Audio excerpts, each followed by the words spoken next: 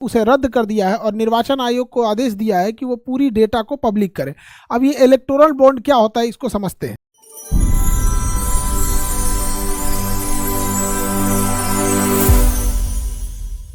देखिए, भारत दुनिया का सबसे बड़ा लोकतंत्र है जनसंख्या के हिसाब से, और हम लोग लोकतंत्र की जननी है। बिहार के लिच्छवी गणराज्य में सबसे पहले लोकतंत्र की स्थापना हुई थी। अब लोकतंत्र में होता है जनता की चुनी हुई सरकार आती है जो हर 5 सालों पर वोट देती है, लेकिन इस वोट को जीतने के लिए अलग अलग पार्टियों में होड़ लगी रहती है चुनाव को लेकर। अब इस चुनाव में बहुत ज़्यादा खर्च होते हैं और ये खर्च कई तरह से होते हैं। एक जो फ्रंट से दिखते हैं, जैसे हेलीकॉप्टर हो गया, रैली हो गई, तंबू, टेंट, समियाना, पता नहीं क्या क्या, लाइट बत्ती, ये सब लगाया जाता है, खाना पीना सब खिलाया जाता है।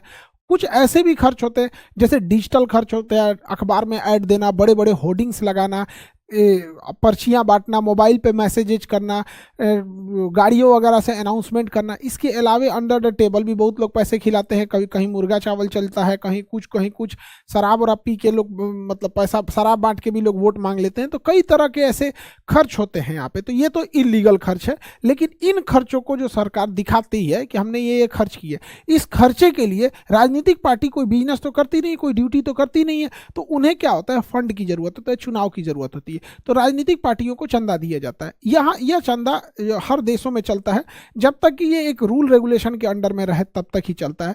कोई आदमी है जिसे लगता है उसकी विचारधारा की पार्टी है, उसे पैसा दे देता है, किसी के पास ज़्यादा है किसी का कम, अपने हिसाब से फंड देते हैं और इसी फंड के हिसाब से वो अपने डेली के खर्च को करते हैं। जैसे देखते हैं किसी एक पार्टी वाला हेलीकॉप्टर से जाता होगा तो पार्टी फंड से ही सारे पैसे जाते होंगे, कोई चार्टर्ड प्लेन से जा रहा है, ये सारे पैसे पार्टी फंड से जाते हैं, तो पार्टी के पास फंड ज़्यादा रहता है। अब इसमें क्या होता था कि फंड में एक समस्या ये होती थी कि अगर कोई किसी को फंड देता था तो उसमें ब्लैक मनी बहुत ज़्यादा होता है। जैसे किसी के पास टैक्स का पैसा है, टैक्स नहीं दिया है, अब वो कैश ले जाके कहीं पे पार्टी में दे देता था, तो उसमें क्या होता था कि वो कैश का बहुत ट्रांजैक्शन ज़्यादा होने लगा। तो इसी को देखते हुए 2018 में इलेक्टोरल बॉन्ड लाया गया। इस इलेक्टोरल बॉन्ड के माध्यम से एसबीआई इलेक्टोरल बॉन्ड को जारी करती है। कोई भी व्यक्ति एसबीआई के कुछ फिक्स शाखाओं में जाके, ब्रांचेज में जाके इलेक्टोरल बॉन्ड खरीद सकता है। ये जो रसीद दिख रही है यही इलेक्टोरल बॉन्ड है। इस इलेक्टोरल बॉन्ड पे कुछ भी नहीं लिखा रहेगा कि कौन खरीदा है, किस पार्टी को देगा। जिसके पास ये आ गया, ये चलता फिरता डिमांड ड्राफ्ट की तरह है। यहाँ पर जैसे मोबाइल का रिचार्ज होता है ना, जो खुरुच लिया जिसके पास वो नंबर है, रिचार्ज करके निकल जाएगा, उसी तरह से ये भी था, एक तरह का कूपन था। जो खरीद लेगा इसको और राजनीतिक पार्टी को दे दीजिएगा, वो इसको कैश करा लेगा। किसके अकाउंट से आया, किसको गया, किसी को नहीं पता, बट एसबीआई को पता रहता था। यही था इलेक्टोरल बॉन्ड सिस्टम। इसमें इलेक्टोरल बॉन्ड जो थे, इसके यही हो गया आपका इलेक्टोरल बॉन्ड, यही एसबीआई ही जारी कर सकती थी। ये साल में हर 3 महीने पे जारी किया जाता था, 1 से 10 जनवरी के बीच में, 1 से 10 अप्रैल के बीच में, 1 से 10 जुलाई के बीच में, 1 से 10 अक्टूबर के बीच में। साल में हर 3-4 महीने पे 10-10 दिन के लिए इलेक्टोरल बॉन्ड के लिए खुलते थे शाखाएं एसबीआई में। कितने का इलेक्टोरल बॉन्ड ले सकते थे? 1000 का ले सकते थे, 10,000 का, 1 लाख का, 1 करोड़ का। अब जैसे किसी को 5 करोड़ का देना है तो 5 को बॉन्ड ले लेगा 1 करोड़ वाला, तो इस हिसाब से बॉन्ड ले सकता था।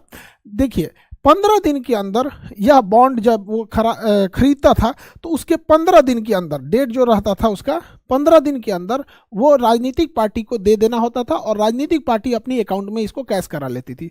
अगर 15 दिन क्रॉस हो गया तो ये पीएम केयर फंड में चल जाएगा। न पीएम केयर फंड का किसी को पता है कि कहाँ पैसा जाता है, कहाँ नहीं, सरकार किधर खर्च करती है। हालांकि सरकार अपने ऑडिट से बाहर रखी हुई पीएम केयर फंड को, और इस राजनीतिक पार्टी को भी नहीं पता चलता था।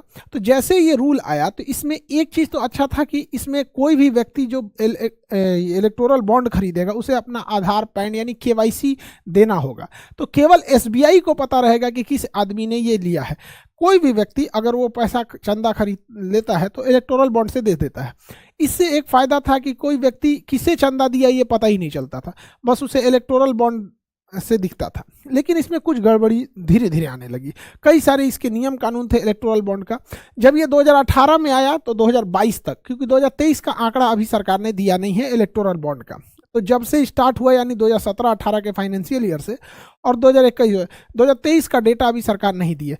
इस दौरान लगभग 9,000 करोड़ का चंदा आया है। ये इंडियन एक्सप्रेस के हिसाब से ये उसका डेटा है, इंडियन एक्सप्रेस का। तो 9,000 करोड़ का जो टोटल फंडिंग आई इलेक्टोरल बॉन्ड से, जिसमें सबसे ज्यादा फंडिंग बीजेपी की आई, अकेले लगभग 5,000 करोड़। सेकंड नंबर पे कांग्रेस थी, उसको लगभग 1,000 करोड़ के आसपास, 952 के आसपास आई।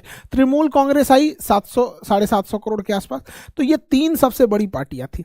हालांकि अगर आप देखेंगे तो किसी भी समय में रूलिंग गवर्नमेंट को सबसे ज्यादा चंदा मिलता है। एक समय था 2004 से 2014 के बीच में सबसे ज्यादा चंदा कांग्रेस को मिला था। तो कहीं पे भी ये होता है, ये रूल रेगुलेशन, मतलब एक तरह का समझिए ट्रेंड है कि कहीं पे भी फंडिंग जो होती है वो रूलिंग गवर्नमेंट को मिलती है। जैसे अभी के टाइम पे रूलिंग गवर्नमेंट में बीजेपी, इसको चंदा ज्यादा मिला है। एक समय अगर कोई और पार्टी रूलिंग में आएगी तो उसे भी मिलेगा। लेकिन ये इतना पैसा इनके पास 5,000 करोड़, 950 करोड़, 750 करोड़, 650 करोड़, तो इतने पैसे किसने दिया ये कोई नहीं जान सकता था। और इन पार्टियों ने भी इस संशोधन का कोई विरोध नहीं किया क्योंकि सबको मिल रहा था। लेकिन उर्जित आर पटेल जो आरबीआई के गवर्नर थे, उन्होंने कहा था कि इससे ये एक तरह का समझ जाइए कि इससे ना मनी लॉन्ड्रिंग की समस्या उत्पन्न हो जाएगी। तो ये आरबीआई का कथन था, रिजर्व बैंक ऑफ इंडिया का। यहाँ पे एडीआर एक संगठन है, एसोसिएशन फॉर डेमोक्रेटिक रिफॉर्म। ये चुनाव में किस तरह से पारदर्शिता ला जाए उस पर यह काम करती है। उसने एक केस कर दिया सुप्रीम कोर्ट में कि इसकी गहन जांच हो जाए। वहीं निर्वाचन आयोग का भी कहना था कि इससे पारदर्शिता की कमी हो रही है, जनता को पता ही नहीं चल रहा है कि किस कंपनी ने किसे पैसा दिया। कई बार आरोप लगता है सरकार के ऊपर, हर सरकारों के ऊपर लगता है कि वो किसी एक कंपनी को प्रॉफिट दे रही है। तो कहीं ऐसा तो नहीं है कि उस कंपनी ने ज़्यादा चंदा दिया है, 10 रुपया चंदा दे के 10,000 का काम करा ले, क्योंकि सरकार अपने जेब से तो कोई काम करती नहीं हो, तो देश का पैसा होता है यहाँ पर। तो इसी के लिए सुप्रीम कोर्ट में एक लंबी बहस चली थी। और सुप्रीम कोर्ट में एडीआर यहाँ पे प्रशांत भूषण और कपिल सिब्बल, ये सुप्रीम कोर्ट के बहुत सीनियर जज हैं। अमूमन देखेंगे कि गवर्नमेंट के जो भी केसेस वगैरह होते हैं वहाँ पे काफ़ी मतलब संवैधानिक, मतलब जो कोर्ट में है काफ़ी गवर्नमेंट के क्रिटिक भी रहे हैं ये लोग। तो एक लंबा केस चला यहाँ पर सुप्रीम कोर्ट में, और सुप्रीम कोर्ट के सामने दलीलें रखी गई कि आखिर इस इलेक्टोरल बॉन्ड से क्या क्या लॉसेज होते रहे थे। तो देखिए, इसमें कुछ खामियां थी जिसे सुप्रीम कोर्ट ने समझा। इलेक्टोरल बॉन्ड में जो कंपनियां पहले क्या थी कि आप चंदा तभी दे सकते हैं, आपका जितना प्रॉफिट है उसके 7.5% से ज़्यादा आप चंदा नहीं दे सकते हैं। और हकीकत भी है कि भैया 7.5% कोई भी अपने प्रॉफिट का एक राजनीतिक पार्टी को चंदा दे दे, इससे ज़्यादा क्यों देगा। लेकिन इसमें कह दिया गया नहीं, आपको जितना मन है वो दे देना है। तो एक ये गड़बड़ थी कि भैया इतना काहे चंदा देंगे आप। दूसरा कि रेवेन्यू मतलब होता है कि टोटल आपने कितना सेल कर दिया, वो आपका प्रॉफिट नहीं होता है। रेवेन्यू जैसे कोई सब्जी वाला 100 रुपया बेचा तो 100 रुपया उसका रेवेन्यू है, 100 रुपया उसका प्रॉफिट नहीं है। तो पहले ये था कि रेवेन्यू का 10% ही आप चंदा दे सकते थे, इसमें कह दिया गया नहीं जितना मन दे दीजिए यहाँ पे। तो यहाँ तक तो समझ में आता है कि भैया हाँ प्रॉफिट में है, रेवेन्यू में है तो चंदा दे रहे हैं।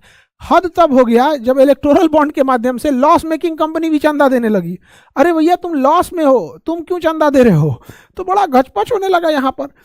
तो गवर्नमेंट इस जब सुप्रीम कोर्ट के सामने ये बात रखी गई तो सुप्रीम कोर्ट ने इस पर बहुत सख्त टिप्पणी किया था यहाँ पर। इसके अलावा एक और चीज़ था कि पहले भारत में कोई भी विदेश से चंदा नहीं दे सकता था। अब आप कल्पना कीजिए कि चाइना के पास बहुत पैसा है, चाइना अगर किसी भारत के राजनीतिक पार्टी को करोड़ों रुपए दे दे चंदा के रूप में और उसके पसंद की यहाँ सरकार बन जाए, तो वो सरकार भारत की रहेगी लेकिन वो इशारा चाइना का रहेगा। इसलिए भारत में ये बैन लगाया गया था कि कोई भी विदेश से चंदा नहीं ले सकता है। लेकिन इलेक्टोरल बॉन्ड में एक समस्या थी कि कोई भी विदेश की कंपनी, यहाँ मदर कंपनी है, वो अपनी एक छोटी सी कंपनी इंडिया में डाल देगी। इसे हम लोग सेल कंपनी या डॉटर कंपनी कह देंगे, सब्सिडरी कहिए या सेल कंपनी कहिए। अब ये चाइना से डायरेक्ट चंदा नहीं आ सकता, अब यहाँ से इस पार्टी में, इस कंपनी में चंदा आएगा और ये कंपनी फिर इंडिया में चंदा दे सकती है अलग अलग राजनीतिक पार्टियों को। तो ये तो बहुत चिंता का विषय है। इलेक्टोरल बॉन्ड के माध्यम से ये पॉसिबल था। तो ये सारी चीजें को सुप्रीम कोर्ट के समक्ष जब रखा गया तो सुप्रीम कोर्ट ने सरकार से पूछा। सुप्रीम कोर्ट के 5 संवैधानिक जजों की पीठ ने पूछा था। देखिए, सुप्रीम कोर्ट का रूल है, जब भी कोई संवैधानिक मामला जाएगा जिसमें संविधान में बनाए गए, संसद द्वारा पारित किसी विधेयक को बदलना हो या कोई संविधान में चेंजिंग करना हो, तो उसे संवैधानिक पीठ कहते हैं। इसमें कम से कम 5 जज होने चाहिए। ज़्यादा से ज़्यादा आप 3400 जज को बैठा दीजिए, उससे बहस नहीं, लेकिन कम से कम 5 जज होना चाहिए। आप देखिएगा बाबरी मस्जिद, राम जन्मभूमि पे भी 5 जज थे यहाँ पे, तो कम से कम 5 जज होने चाहिए। गोलकनाथ में तो 9 जज मामले थे। और वही अगर केशवानंद भारती देखेंगे तो अब तक का सबसे बड़ा बेंच था, उसमें 13 जज मिल के फैसला सुना रहे थे। तो यहाँ 5 जजों की खंडपीठ थी और 5 जजों की संवैधानिक पीठ को लीड कर रहे थे खुद भारत के मुख्य न्यायाधीश DY चंद्रचूड़ नियुक्त कर रहे थे। तो उन्होंने सरकार से पूछा कि आपकी क्या मजबूरी है, इससे तो कोई करप्शन कम नहीं हो रहा है। तो इन्होंने ने कहा कि ठीक है, इससे करप्शन ये है कि कम हो रहा है कि कैश का लेन देन नहीं हो रहा है। तो सुप्रीम कोर्ट ने कहा कि करप्शन को दूर करने के और भी रास्ते हैं, आखिर जनता को क्यों नहीं दिया जाएगा इसकी जानकारी। तो सरकार के दो मुख्य दलील थे। हालांकि इस इलेक्टोरल बॉन्ड को जब अरुण जेटली वित्त मंत्री हुआ करते थे तब लाए थे। सरकार का एक दलील जायज था, एक दलील पर सुप्रीम कोर्ट ने नाराजगी बताई। कौन सा दलील जायज था? एक था प्राइवेसी, कि अगर कोई कंपनी सरकार को चंदा दे रही है और इसका सार्वजनिक कर दिया जाएगा तो हो सकता है कि जब वो सरकार में न रहे तो दूसरी जब पार्टी सरकार में आएगी तो उस कंपनी को अच्छे से बिहेव न करे, या ऐसा लगे कि भैया तुम तो उस गोल के हो, तुम इस ग्रुप के हो। तो ये सरकार का दलील भी ठीक था कि आप चंदा दे रहे हैं, सार्वजनिक अगर हो जाता है तो थोड़ा दिक्कत है। लेकिन फिर लोकतंत्र का मतलब क्या होता है, पारदर्शिता का मतलब क्या होता है, उस हिसाब से तो हर कंपनियों को अपना सब कुछ लोड करना पड़ता है वेबसाइट पे कि कितना प्रॉफिट आया, कितना लॉस आया, क्या हुआ। तो वो भी कह सकती हैं कि तो हमारा भी तो दिक्कत होगा भैया, लोगों को लगेगा ये कंपनी डूबने वाली है, हम क्यों अपलोड करेंगे। तो होता है ना ये चीज़ों को। कोई कंपनी घाटे में गई, कैसे आपको पता चला? क्योंकि उसने नेट पे अपलोड किया MCA के साइट पे। तो सरकार का भी कहना था कि इसको लोड करना होगा यहाँ पर। दूसरा, सरकार ने जो दलील दी थी कि जनता की जो राइट टू इंफॉर्मेशन का अधिकार है, जानने का अधिकार है, वो सीमित है, हर मामला जनता क्यों जानेगी।